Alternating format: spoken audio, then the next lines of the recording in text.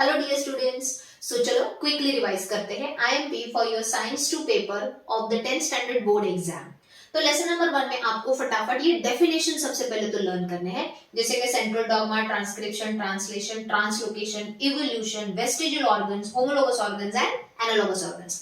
ये सारे definitions learn करने हैं, लेकिन इसमें आपको vestigial organs, homologous organs and analogous organ के एग्जांपल्स भी साथ में लर्न करने हैं। सेकंड, अगर आप देखोगे तो इसमें डार्विन्स थ्योरी और लेमैक्स थ्योरी आपको बुक में दी हुई है। वो थ्योरी की बस स्टेटमेंट लर्न करो और डार्विन्स थ्योरी के ऑब्जेक्शंस, 3 ऑब्जेक्शन दिए हैं वो लर्न करो।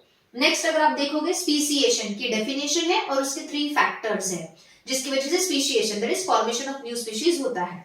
नेक्स्ट, ह्यूमन इवोल्यूशन का आपको प्रॉपर एक चार्ट बनाना है। अगर आपने नहीं बनाया है तो डोंट वरी, मैं अपने YouTube शॉर्ट्स में उसको जल्द से जल्द अपलोड कर दूंगी। नेक्स्ट, लेसन नंबर 2 में आपको डेफिनेशंस करने हैं रेस्पिरेशन के, and aerobic respiration and anaerobic respiration से रिलेटेड जो चार्ट दिए हैं वो अच्छे से लर्न करो, गारंटीड वो कल के पेपर में आएगा। अपार्ट फ्रॉम दैट, आपको वहां पे अमाइनो एसिड्स यूज करके बॉडी के अलग अलग ऑर्गन्स में कौन से प्रोटीन्स तैयार होते हैं वो चार्ट को भी अच्छे से लर्न करना है। नेक्स्ट, अगर आप देखोगे तो difference between aerobic and anaerobic respiration करना है। अपार्ट फ्रॉम दैट, ग्लाइकोलाइसिस के आंसर को डिटेल में स्टडी करो एंड क्रेब्स साइकिल को भी। उसके बाद हम आते हैं difference between mitosis and meiosis. Student, mitosis and meiosis पूरा डिटेल में नहीं पूछा जाएगा, उसकी डायग्राम दी जाएगी और डायग्राम के ऊपर क्वेश्चंस दिए जाएंगे। तो माइटोसिस स्पेशली आप अच्छे से लर्न करो, क्योंकि माइटोसिस में prophase, metaphase, anaphase and telophase ये डायग्राम दिए जाएंगे, आपको आइडेंटिफाई करना होगा, डायग्राम को डिस्क्राइब करना होगा। मियोसिस का मुझे नहीं लगता डायग्राम बेस्ड कुछ क्वेश्चन आया तो difference between mitosis and meiosis आएगा। Moving to the third lesson, जिसमें आपको सबसे पहला तो सेक्सुअल एंड असेक्सुअल रिप्रोडक्शन का डिफरेंस अच्छे से स्टडी करना है। फिर उसके बाद आपको जितने भी डायग्राम्स है, जैसे budding in hydra, budding in yeast, regeneration in planaria etcetera, ये सारे डायग्राम्स अच्छे से स्टडी करने हैं, क्योंकि गारंटीड कल के पेपर में कोई ये डायग्राम आएगा और डायग्राम के ऊपर क्वेश्चंस पूछे जाएंगे। एज आई सेड, मैं जल्द ही एक और वीडियो अपलोड करूंगी जिसमें मैं IMP diagrams and charts upload करके उस पे कौन से टाइप के क्वेश्चंस पूछे जा सकते हैं वो आपको समझाऊंगी। उसके अलावा आपको twins, monozygotic twins and dizygotic twins, वो डेफिनेशंस लर्न करो। आईवीएफ एंड सरोगेसी, ऐसे जो मॉडर्न रिप्रोडक्टिव टेक्नोलॉजीज है उसके बारे में स्टडी करो।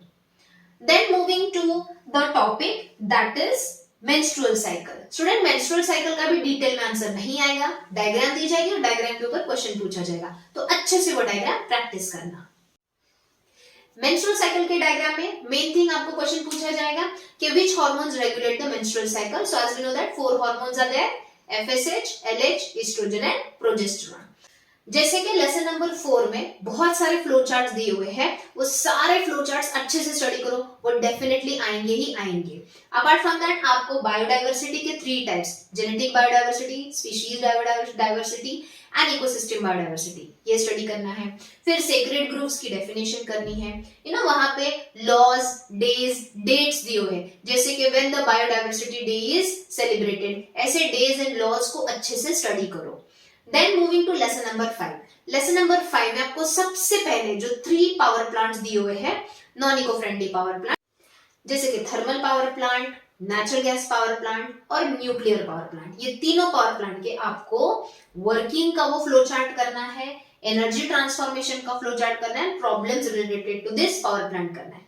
And as I have told, सारे फ्लो चार्ट्स आपको पेन से ही बनाने हैं और अंदर का मटेरियल भी पेन से ही लिखना है। Going to the next thing, advantages and disadvantages of hydroelectric power plant भी करना। Coming to the next, lesson number 6, इसमें आपको सबसे पहले difference between chordate and non chordate करना है। फिर कॉर्डेट के क्लासिफिकेशन का और नॉन कॉर्डेट के क्लासिफिकेशन का फ्लो चार्ट दिया हुआ है, वो अच्छे से लर्न करना है।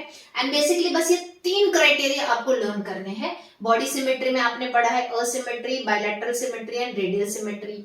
जर्म-लेस में आपने पढ़ा है डिप्लोब्लास्टिक एंड ट्रिप्लोब्लास्टिक। सीलो में आपने पढ़ा है स्यूडोसिलोमेट, असिलोमेट एंड यूसिलोमेट। ये डेफिनेशंस अच्छे से करना, इन 3 में से एक क्राइटेरिया कल के पेपर में जरूर आएगा।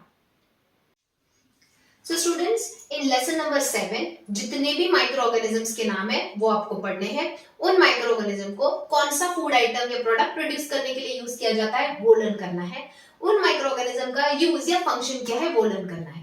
For example, lactobacillus is used to produce curd or yogurt. Aspergillus oryzae is used to produce soya sauce. Alcanivorax borcumensis is used to clean the sea, water, oil pollution, etc. समझ में आ रहा है? तो ये सारे माइक्रोऑर्गेनिजम्स, उनके functions and products learn करना है. Coming to lesson number 8, 9 and 10, guarantee के साथ बता रही हूँ, आप इनका बस एक्सरसाइज लर्न करो. एग्जाम में इन 3 लेसन के एक्सरसाइज के जितने भी फ्लो चार्ट है उसमें से ही क्वेश्चंस आएंगे. अदर देन दैट, लेसन के अंदर जितने भी फ्लो चार्ट्स है एक्सरसाइज में तो ऑलरेडी कवर ही हो जाएंगे, वो भी थॉरली स्टडी करो. 8, 9, 10 में आपको बस इतना ही करना है. Other than that, lesson number 8 के बारे में बताऊंगी, advantages and disadvantages of biotechnology करना मत भूलो. तो स्टूडेंट्स, आपको साइंस 2 के पेपर में टोटल 10 चैप्टर्स है. तो आज का दिन है आपके पास 5 चैप्टर्स के आईएमपी डन कर लो. कल के दिन में 6 to 10 के आईएमपी डन कर लो. एंड देन बिफोर एग्जाम सुबह जल्दी उठ के सारे फ्लो चार्ट्स एक बार रिवाइज कर लो. So I hope this video is useful. Subscribe, like and share जरूर करना.